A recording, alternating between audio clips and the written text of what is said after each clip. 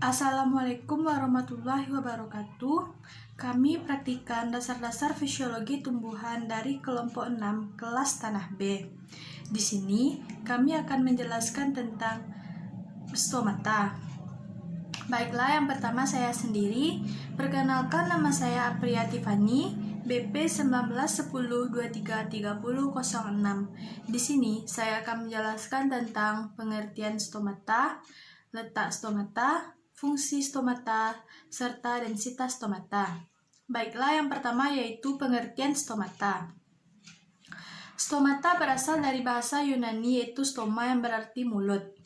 Sedangkan stomata sendiri yaitu bukaan-bukaan kecil yang ada di daun yang jika dibuka hanya selebar 0,001 mm. Sedangkan letak stomata beragam sesuai tempat hidupnya. Pada tumbuhan darat, stomata berada di banyak ditemukan pada bagian bawah daun. Sedangkan pada tumbuhan yang hidup di air, stomata banyak ditemukan pada permukaan atas daun. Dan jumlah stomata pada setiap tumbuhan per milimeternya itu berbeda-beda. Sedangkan fungsi stomata yang pertama yaitu mendapatkan karbon dioksida dan melepaskan air, pendekatan alternatif, merespon perubahan lingkungan sebagai jalur patogen, serta mendeteksi produktivitas tanaman secara alami. Sedangkan densitas stomata yaitu pengukuran massa setiap satuan volume stomata yang ada pada tumbuhan.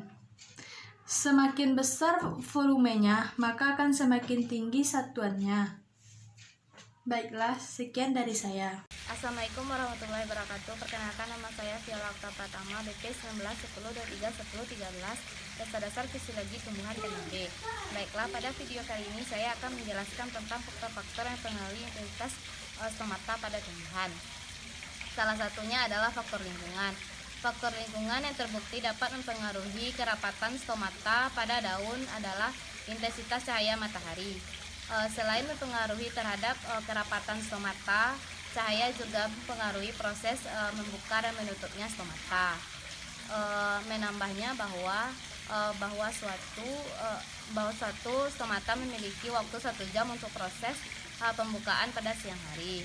Semakin tinggi titas cahaya, maka semakin besar pula pembukaan stomata yang terjadi. Sebaliknya, pada malam hari tingkat transpirasi sangat rendah akibat sedikitnya stomata yang membuka. Tipe-tipe yang mempengaruhi intensitas stomata pada tumbuhan. Yang satu adalah anomositik atau tipe Ranunculaceae.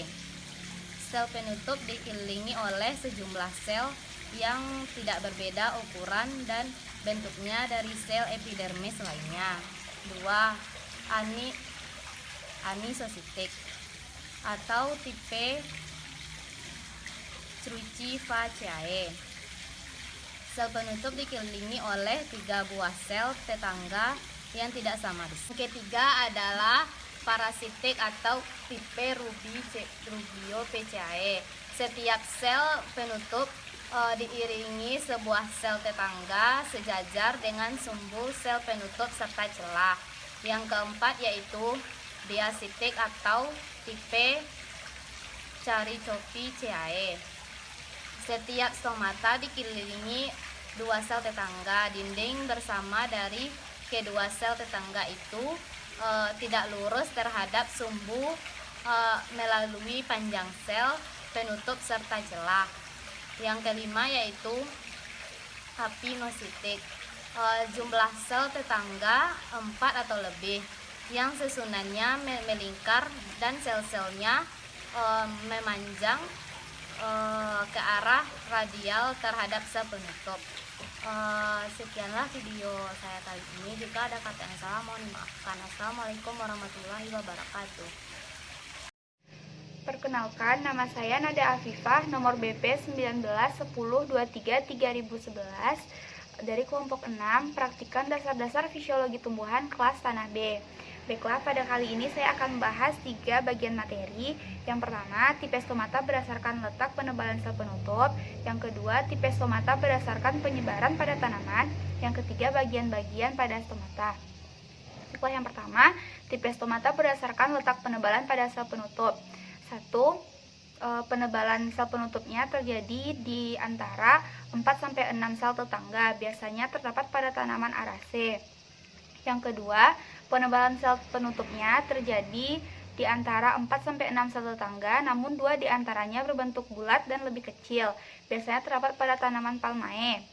Yang ketiga, penebalan sel penutup tersebut didampingi oleh 2 sel tetangga, biasanya terdapat pada tanaman Butomelas.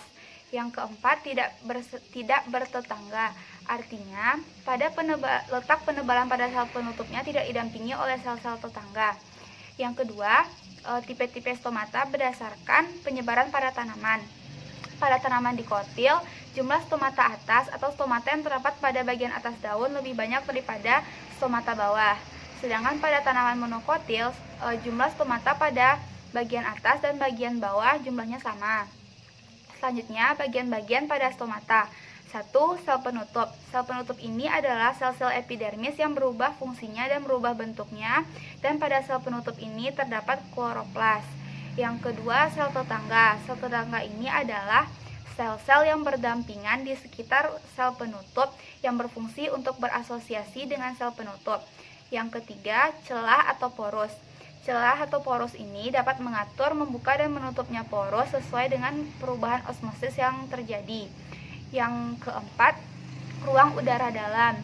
Ruang udara dalam ini adalah ruang antar sel yang besar dan berfungsi pada proses fotosintesis, transpirasi, dan respirasi. Sekian dari saya, terima kasih. Materi selanjutnya akan dijelaskan oleh teman saya. Perkenalkan, nama saya Taufik Hidayat, nomor BP 19102313. Selanjutnya saya akan menjelaskan tentang mekanisme membuka dan menutupnya stomata. Masing-masing stomata dapat diapit oleh sepasang sel penjaga. Sel penjaga mengontrol diameter stomata dengan cara mengubah bentuk yang akan mengapitkan atau melebarkan celah di antara kedua sel. Ketika sel penjaga melalui osmosis, sel penjaga membengkak ketika sel kehilangan dan menjadi lembek, menurut, membentuk, mengecil, dan menutup ruangan kecil di antaranya. Adapun beberapa faktor membuka dan menutupnya stomata ialah faktor internal, yaitu konsentrasi CO2 dan asam absisat. Sedangkan faktor eksternalnya itu angin, air, udara, dan suhu. Mungkin sekian dari penjelasan kami dari kelompok 6. Apabila ada salah, mohon maaf. Wabillahi taufiq wal hidayah. Assalamualaikum warahmatullahi wabarakatuh.